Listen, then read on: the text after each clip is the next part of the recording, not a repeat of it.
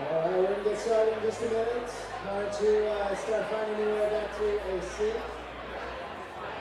If you didn't have a seat before we dismissed, there should be adequate seating available now that we have dismissed. So, you can wait till the dust settles, see what the empties are on Friday.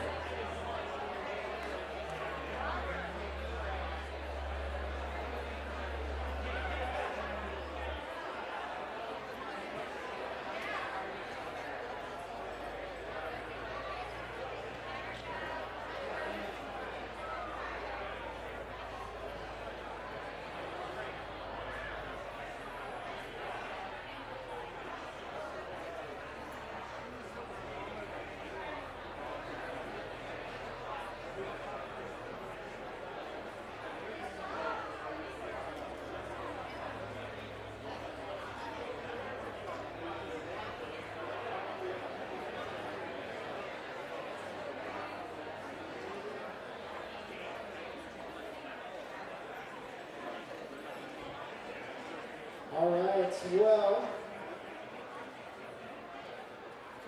I'm going to say two quick things and one longer thing to kind of get us going this morning. So the two quick things are these. You may have noticed today we dismissed our kids and we're able to send them to the U for our Anthem Kids Breakout, which we're super excited about. Those are now happening every week. So every week we will have the kids in here for worship and then dismiss them to go and be a part of the Anthem Kids Breakout. With that, we are asking all parents.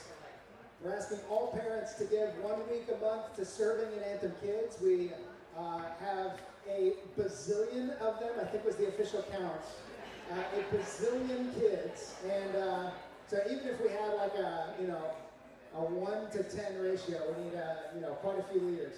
So we're looking for people to connect and sign up for that. You can do that very easily through the website, or you can email info@anthemchurch.org. That's our most generic email address. And all you would need to do is say, hi, I can help. Or when you're picking up your kids and you talk to any of the leaders there, just say, I would love to help. I'd love to give 1 week a month. But we are asking every parent to give 1 week a month so that we can staff our crew up there and make it an amazing place for kids to be on Sundays. So that's happening. With that, this is a second, it's like a 1A, not a whole different one. I miscounted. But we have our Anthem Kids Camp coming up in October. We do have a couple of spots left. This is a great opportunity. Again, just summer we were going to do an epic kids camp. It was going to be so much fun, and then COVID happens, and we aren't able to do our epic kids camp. And our team rallied and got creative and thought, how can we do this? School year, what does it look like for us to do kids camp? And so they completely reoriented what our kids camp is going to look like to where every Friday night in October, we're going to have a kids camp here happening with about 75 kids that are going to be here. We get to preach the gospel, engage the community. It's going to be such an encouraging and exciting opportunity for kids to get connected. So I just wanted to let you know that is happening, and you can get to that also through our app or our website. A couple of other things. The B, I guess, is, or the number 2. That's where I'm at. I lose track of my outline all the time, so don't even mess with trying to take notes on this part. If you are new with us, we just did family time, and I think I instantly started to feel for those of you that are like, okay, great, this is the time where I'm supposed to get extroverted and say hi to everybody. They all know each other, they've been here for years, and I'm the outside looking in. I just wanted to encourage you. Roughly half of you are new-ish to Anthem. That's just the nature of the church and sort of this coming out of our COVID era where we're meeting a ton of new people, whether it's through the live stream or through being here in the tent. And I want to encourage you to feel at home, even if it's your first time. There are a lot of people here that feel that same level of discomfort that you might be feeling, that feel that same level of curious about what's going on in this tent that you currently feel. And you don't need to feel weird about being here. We are so glad that you're here. My name's Matt. That's probably the starting point. One of the pastor elders here at the church, and we have a way for you to get to know our church a little bit more. Super passive, easy to get to. You pull out your phones and you text the word HEYO, H-E-Y-O, to 51555, and a link comes right back to you. So you text HEYO to 54555, and you get a link back, and that link goes directly to the best access point for all this stuff you would need to know if you're new with us. So, if you're new, go ahead and do that. We'd love to have you join us and get to know us a little bit in that way. All right, now I'm going to take a minute and tell you about the season that we're in. We are, as a church, built on just a couple of things that we saw in the early days. We're a 12-year-old church, turning 12 in just a couple of weeks. And early days of Anthem, we knew that the gospel was countercultural. And I don't know if that phrase makes any sense to you or not. But the gospel, the good news of Jesus, finds its way into every culture, everywhere around the world. Doesn't matter if you're in Brazil or South Korea or Iran or the United States. It doesn't matter what culture you are in. The gospel will find its way in and will affect the culture. And so part of our responsibility as leaders in a church context is to look at the culture that we're in and say, okay, what are the key areas of our world and our culture that we can bring the gospel in a profoundly countercultural way? And one of the key ways that we saw in this community, and maybe even broader in Southern California and the United States, is the idea of generosity. So generosity as a basic concept is we have stuff and we believe that everything that we have has been entrusted to us by God. Even if you feel like you earned it, even if you feel like your hard work in college and postgraduate and all of that got you where you are, and you have been grinding and working, and all of the stuff that you have is yours. We believe a different narrative than that. That God is the author and perfecter of your faith, that He has oriented your life, He has sovereignly ordained your experiences, that He has given you the gifts and skills and abilities that you have. He has built your network from the ground up. He has been intimately involved in the details of your life. And so what we have, it belongs to Him. Everything that we have. The book of Psalms tells us that the earth is the Lord's and everything therein. And so what that makes us is managers or stewards of what belongs to God. So all things are His, and everything that is in our sphere has been entrusted to us to be faithful with, to manage, to care for on His behalf. And so with that, we've worked to build into the very fabric of who we are as followers of Jesus the idea of generosity. He gave us all things, so what does it look like for us to then let the world know God and see Him and experience Him in the way that He wants to be experienced? So we look at God and say, did God keep for Himself? And the answer is, well, no, He didn't. He gave freely. And so then we look at our own lives and say, if we are going to be godly or godlike or built on the character and foundation of who God is, then an expression of that faith is going to be our response to Him in being generous with what we've been given. So, all that to say, on our anniversary every year, we want to exercise generosity.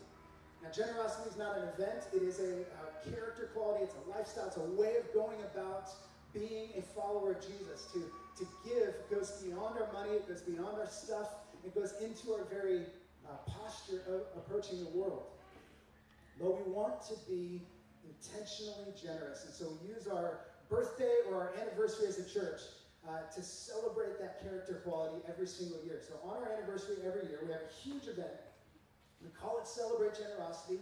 I'll teach the next couple of weeks leading up to it about where generosity is in the Bible. And this year we're going to be looking at that through the book of John, because we've been seeing some things in John that are going to point to this heart of generosity.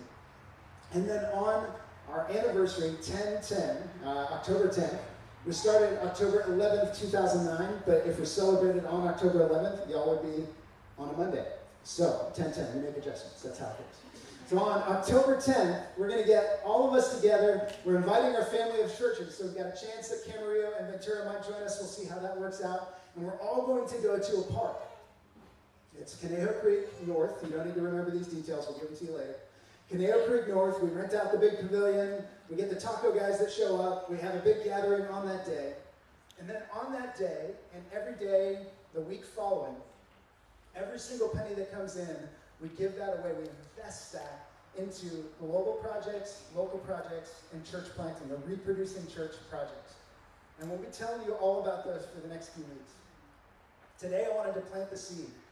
I want you to get ready and prepare. We want to approach this prayerfully.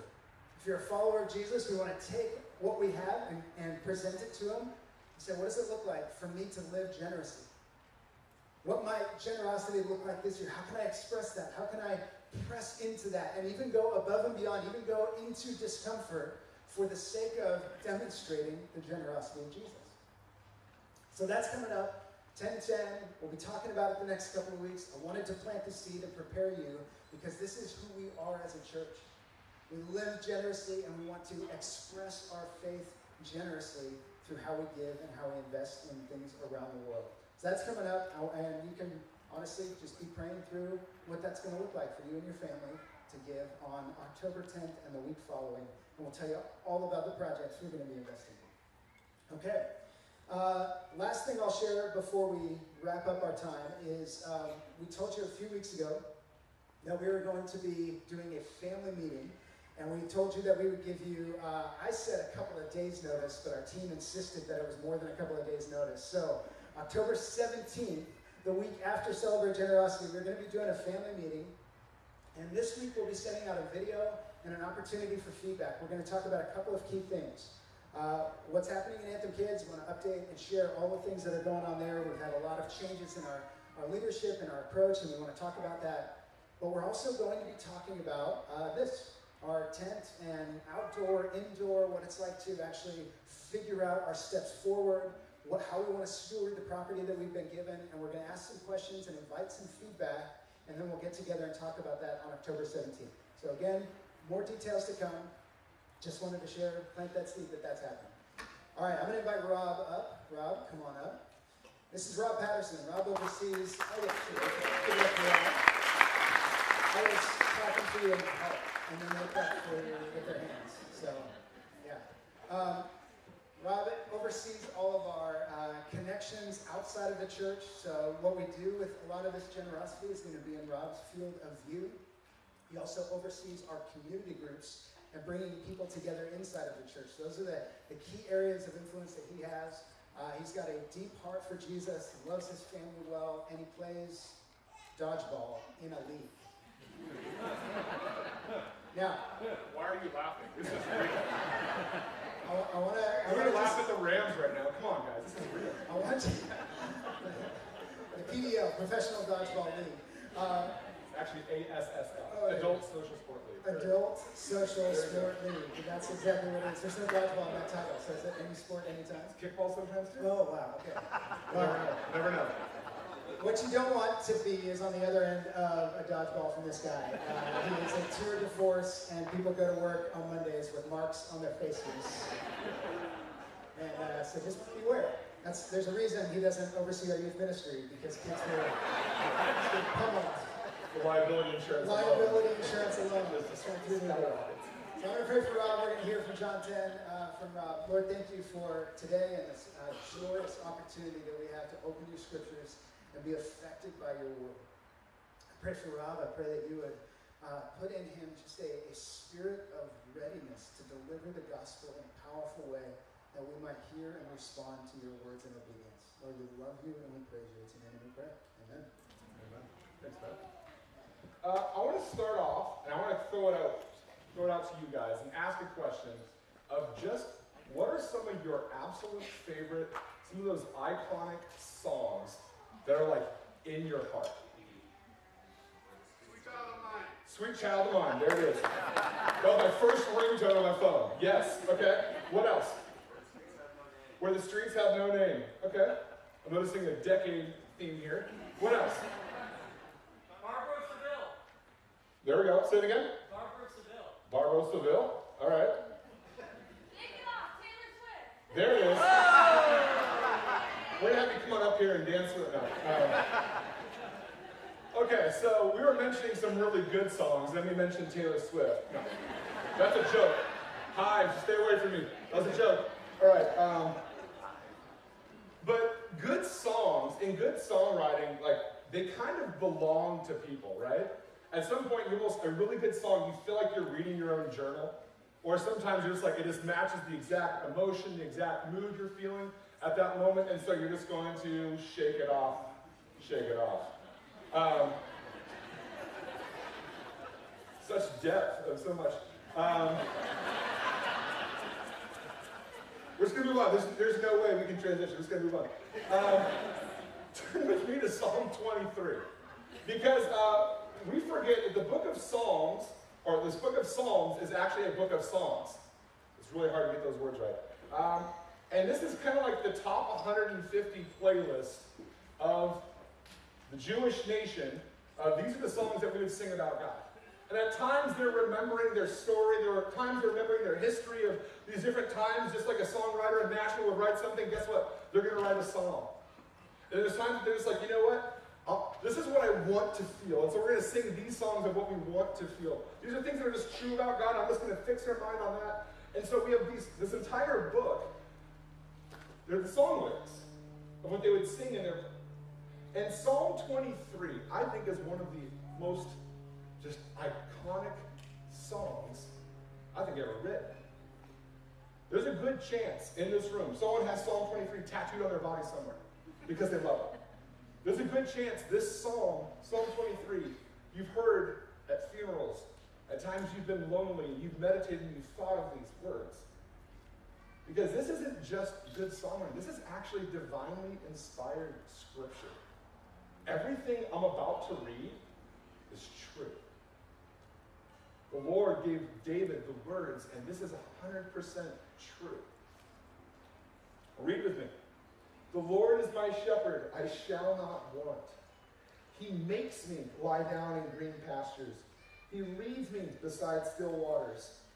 He restores my soul. He leads me in paths of righteousness for his name's sake. And even though I walk through the valley of the shadow of death, I will fear no evil, for you are with me. Your rod and your staff, they comfort me. You prepare a table before me in the presence of my enemies. You anoint my head with oil. My cup overflows. Surely goodness and mercy shall follow me all the days of my life, and I shall dwell in the house of the Lord forever.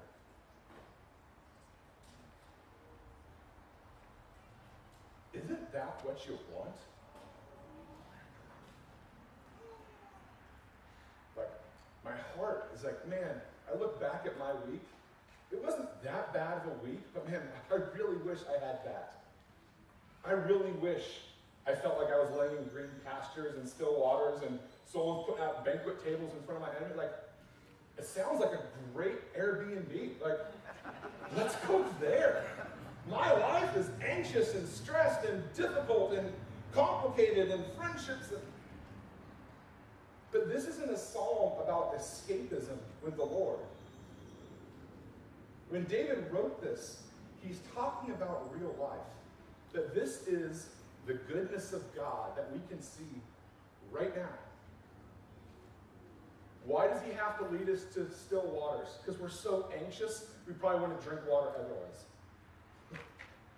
That banquet table he's laying out, it's in the face of your enemies.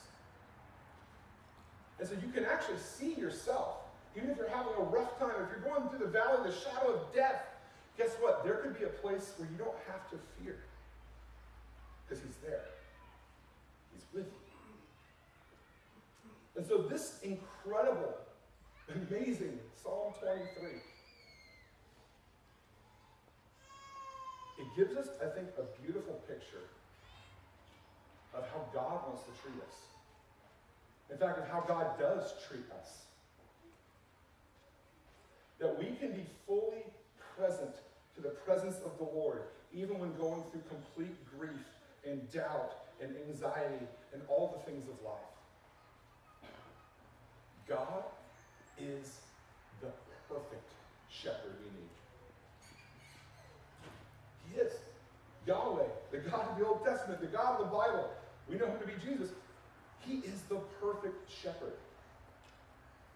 And so I'm going to fast forward, and I'm going to tell you right now, here's how we're going to end this whole thing. I'll be asking you guys a question. If Yahweh is a shepherd, we are all being shepherded by something. And the question I want you to ask yourself today is, what is shepherding you? Something's shepherding you. is it this experience? Doesn't mean that there's not difficulties, but Psalm 23 to some degree is describing how God is treating all people. Am I being shepherded by God? All right, now turn with me to the right, John chapter 10.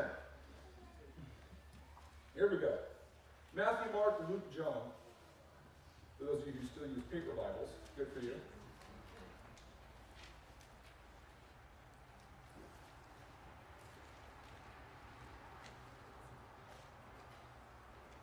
So there's this story in John 9 that last week, Matt, entire chapter, John chapter 9, this huge, complicated, involved story.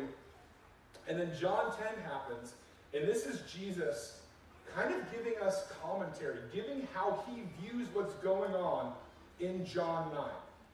So these stories are so interconnected, they should be read together, but last week it took about 10 minutes to read John 9. I'm not going to read it again for you, but you just got to know that story is happening. And here's Jesus, after all that goes on, he says, let me take a minute and explain what's happening right now in this world. John chapter 10, verse 1. Let's read it together. Truly, truly, I say to you, he who does not enter the sheepfold by the door, but climbs in by another way, that man's a thief and a robber. He who enters by the door is the shepherd of the sheep. To him the gatekeeper opens. The sheep hear his voice, and he calls his own sheep by name and leads them out. When he's brought out all of his own, he goes before them. And the sheep follow him, for they know his voice. A stranger they will not follow, but they will flee from him, for they do not know the voice of strangers. This figure of speech he has used with them, but they did not understand what he was saying to them. So right now, if you're wondering what is going on, you're in good company. If you're confused, you're in good company. The people Jesus was speaking with right now, they're like, I don't understand what's happening. So he's going to clarify. He's going to state this all again. Look at verse 7.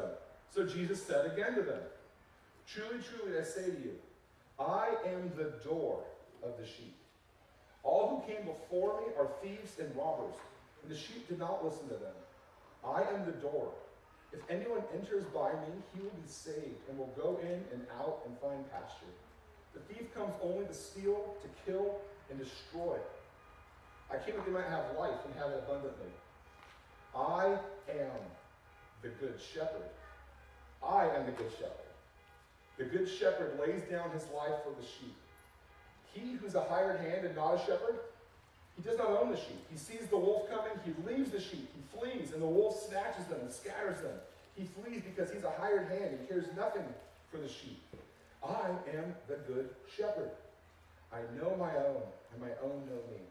Just as the Father knows me, and I know the Father, and I lay down my life for the sheep. And I have other sheep that are not of this fold. I must bring them also, for they will listen to my voice. So there will be one flock, one shepherd. And for this reason the Father loves me, because I lay down my life that I may take it up again. We'll pause there for today. So this section of Jesus speaking, it can feel a little confusing. It kind of feels like he's going back and forth and jumping around. So rather than just kind of working our way from verse 1 to 2 to 3 to 4, we're going to pull out big themes that he keeps coming back and forth to. The first one, this might be obvious. We're going to do some rocket science here. Jesus is the good shepherd. Ta-da! That's what you need to take away from this. That when you see Psalm 23 describing, wow, this mysterious God who presides over the world, who created all of creation, who is a shepherd, Jesus steps in and says, that's me. I am the good shepherd. Jesus is clearly saying, I am God. I am the good shepherd that you are seeking. But he also gives us a little bit more help here. And he starts to define, what does it look like for someone to be a good shepherd? Because he is not claiming that he is the only shepherd. He's just saying, I'm the good shepherd. And so what makes Jesus such a good shepherd? I got 4 ideas here for you. We're going to be pulling from Psalm 23 as well as John 10. We're going back and forth with it. The first one is that he leads them. If If you remember back in Psalm 23, it talks about how he leads them to green pasture. He leads them beside still water. He even leads them through the valley of the shadow of death.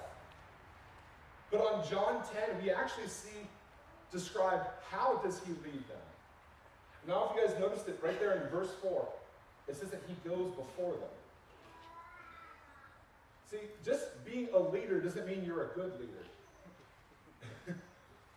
And there's some leaders who are going to say, hey everyone, I want you guys to go down the street, I want you to make a left, make a right, go here. All right, best of luck to you. And they lead from the back.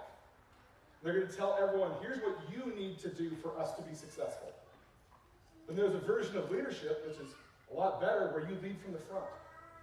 Think of the military, right? You're the first one who goes over the trench. You're the first one who goes, and you lead from the front, and people are following you. Not just your ideas, but they're following your actions. And here's Jesus saying, I'm the good shepherd. I lead from the front. And you actually want to follow me.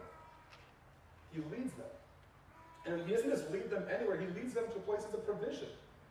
Right? He's not just like, lead me, you end up out in India or something like that. He's like, no one wants to be there. A little India slander for you. Glad someone got it.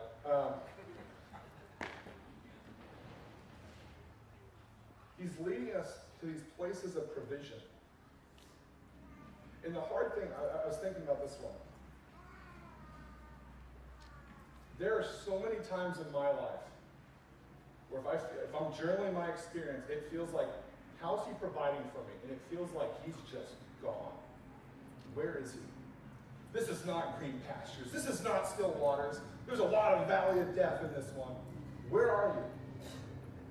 And it's easy for our day experience, or we look to the future and we can't possibly see provision in our future. We can't possibly see anything good. And there's a big question of, Lord, where are you? Often we can see his goodness and his leading when we look where we've been. There's a reason why there's so many Psalms that talk about Israel's history. Because when I look back at my history, I can suddenly see, wow, that place that felt anxious, he provided for me. That place that felt really confused and everything was changing, he was there. That time where I felt so alone because I lost the person I loved, he actually was there. And so it's only the rear view mirror that we can see sometimes where the Lord has been in our life. Going forward, it's unknown. But the confidence to walk forward that, yes, I am being shepherded. Yes, he is going before me. It's because I look at my past and I can see moment after moment after moment. Yeah, he was good. He did lead me. The second thing, so we have, he leads them. The second one is that he protects them. A good shepherd protects them. And this is where, did I just kill it? There we go. This is where he speaks and where he calls himself the door. Was that a weird phrase where Jesus is like, hey, guess what, everyone? I'm like a door. It's like, yeah, you make a better door than a window, right? What are you doing here, Jesus? But he's actually saying, I am the door. And because we aren't shepherds, there's not a lot of you guys raising cattle these days, we don't understand this analogy. But what they would do is every family, they have their own little sheep, and they would set up this kind of pen. This walls of rock. Sometimes they put brambles in the top to try to prevent things from going over the top. But the front of that pen would be just open. And the shepherd would sleep there at night. It really lays across the doorway. And I did it last week. I'm not going to get down and out. Sorry, guys. And so the shepherd, when he says, I am the door, it's the sense of anything that wants to get to the sheep at night have to come through the shepherd. And he's saying, nothing's coming through me. I will protect you. I will keep that harm. I'll keep it at bay. But there's also the gospel in this moment, because the same way any sheep that want to be a part, or I don't know if sheep want to be a part, any sheep that are going to be a part of the flock, they also have to come through the shepherd. Fast forward, John 14, Jesus says, I am the way, the truth, and the life. No one comes to the Father except through me. Where Jesus, if you want to be one of God's people, it's through Jesus. There's no other way to heaven. There's no other name except Jesus. And so by him being the door, he's saying, I am the way to come to God, but also I am the one that will protect you. And I love the image that, how does the shepherd protect? Is he lays his life down the same thing Jesus did for us on the cross. Right? The shepherd would lay down his life to protect the sheep. And Jesus willingly chooses the cross to die the death we deserve, to take away the punishment, the guilt. He removes it. He says, I'll take it because I want you in. I want you to be in mine. He leads them. He protects them. He knows them. The third one here, and this one feels like not as significant, but I think it's everything, is that verse 14, it says, I'm the good shepherd. I know my own know me. And back in verse 3, he talks about they know each other's voice.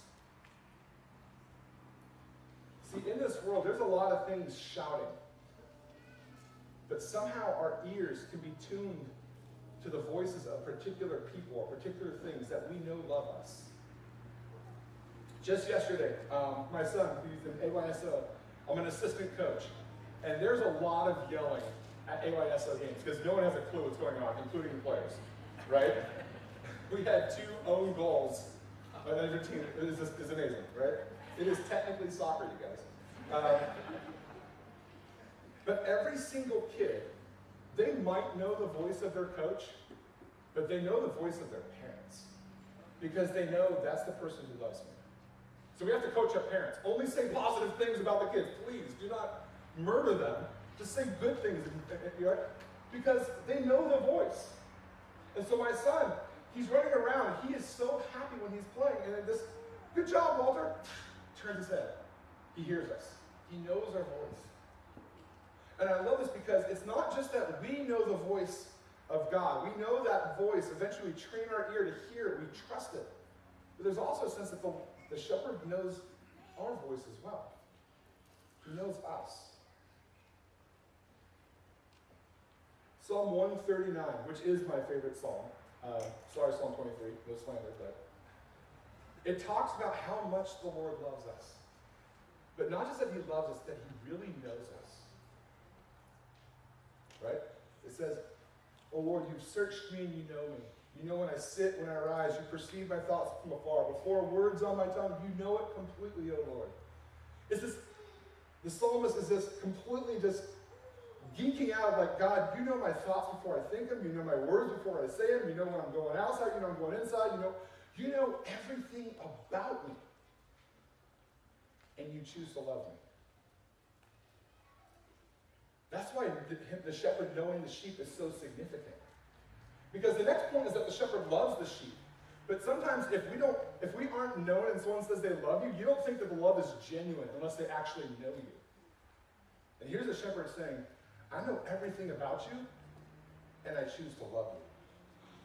And that's the last point I have here about what is a good shepherd, is that the shepherd loves the sheep. We see the tenderness. We see the gentleness, the way the shepherd is treating the sheep. But sometimes love is also the discipline, right? There's a rod and a staff in Psalm 23, that comfort. They don't just discipline, they actually bring comfort. And so you see that there's this tremendous amount of love between the shepherd and the sheep. What jumped out to me when I was studying it this week is he doesn't just talk about the sheep that he loves that are already in the pen. Did you guys catch it in verse 16? He loves the sheep that aren't here yet. Do you know who that is? Us. We are 2,000 years later, continents away, multiple languages and all sorts of things. And here's Jesus saying, I'm the good shepherd because I love people who aren't just right here, right now in the Jewish nation. I love the world. And in fact, God so loves the world, he gives Jesus, right? And so he loves us. But there's also this huge love for the nations. It's not just a you thing. It's a we thing, and the we is far broader, far grander than you and I can imagine. Why do we celebrate generosity? Celebrate generosity, there we go. It's because there's a call to the nations, because the shepherd says, there are sheep that aren't here, and I desperately love them. And we have the opportunity to represent that really good shepherd and say, let's go. Let's tell them. They ain't going to believe it. We just use our words. We're going to have to show them.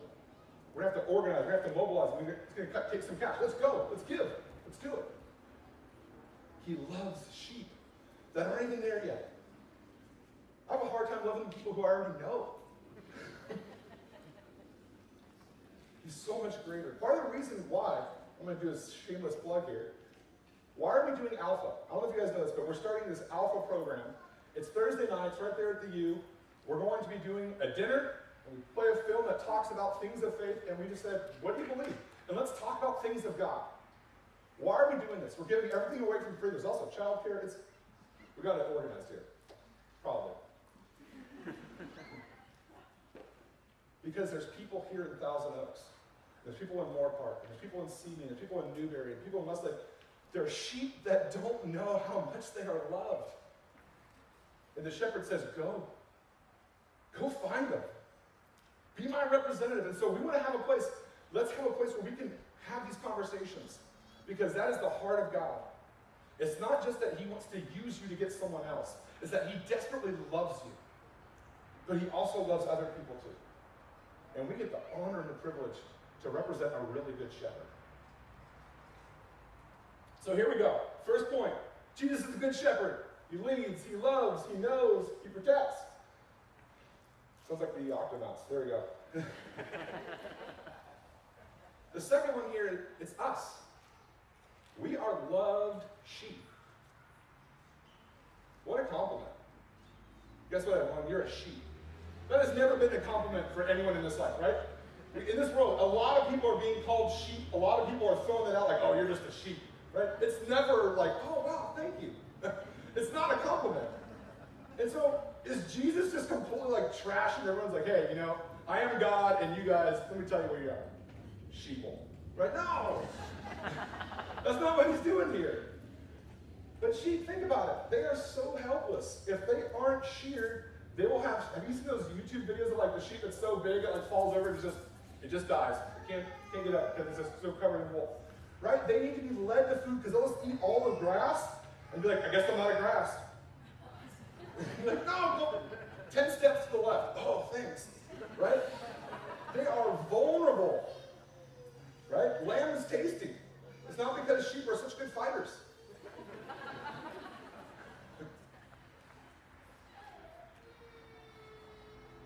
Is this Jesus kind of like feeling himself a little bit? Of like, I'm a really good sheep or I'm a really good shepherd, and like Loki coming in, the Avengers, right? You're made to be ruled. I don't think he's doing that. I think he's giving us a kindness by speaking in reality though. Because this is as un-American as you can get. We are self-made, we are bootstraps, we are independent, we are entrepreneurs, we are all these things, and no one, right? Sheep. You kidding me? Here's the reality. You were there, but when you were born, you weren't that independent. In fact, if you were left alone, you just died. Because you look at kids, like, yeah, they're pretty helpless. Mine are getting older and they can start to like find food for themselves, but if we don't shop for them, guess what? They starve.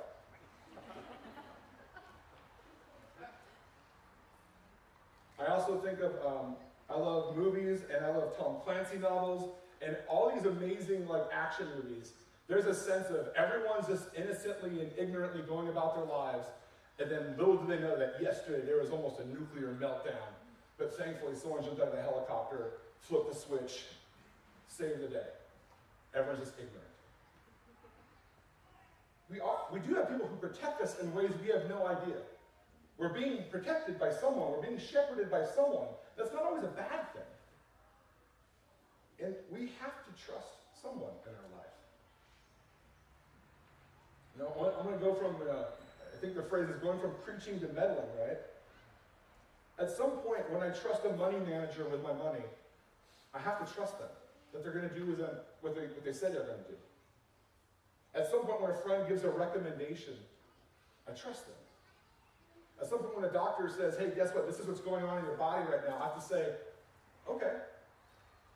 Even if we can look into things of our own, but at some point, we are looking for people and things that will give us and lead us in the right direction.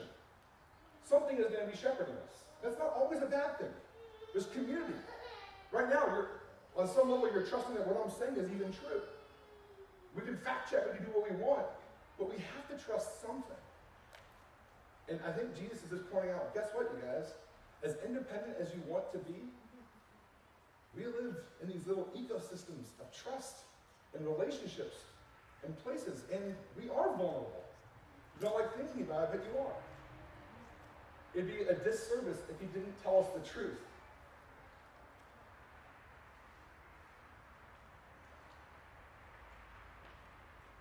But the most common analogy God gives when describing people is not sheep, by the way, just so you know. It's kids. When we think of kids, we don't think of them just being like these little, black holes of energy, although they can feel like it at times. When we think of kids, we just think of how much we love them, right? You might like someone else's kid, but when you have a kid, like, oh my gosh, it's just different. I just love this human. And you don't think of them as just what they take. You're just like, I love you because you exist, and I just love you because you are you. Right? There's this deep sense of love. I mean, 1 John, the same author of John 10, he wrote the book 1 John, and he's thinking about how much God loves us. And he says, see what great love the Father has lavished on us, that we should be called the children of God. See, God didn't just create you and offer a way for you to be saved. He flat out loves you. That's amazing. And he said, you're like my kids. Like the sheep thing, I know it's a little insulting, but I love you, you're a kid. We get to be called the children of God. That's what we are. And this idea of being loved, it's what gives us value. I already used my sons in the analogy. I'm going to use them again. My son, animals are very important in our house, right? My daughter loves animals, and so she would love, first animal love was a hippo, then it was a lion, now she's all into tigers. Those are all kind of like apex predators, though. My son's favorite animal is an Arctic seal.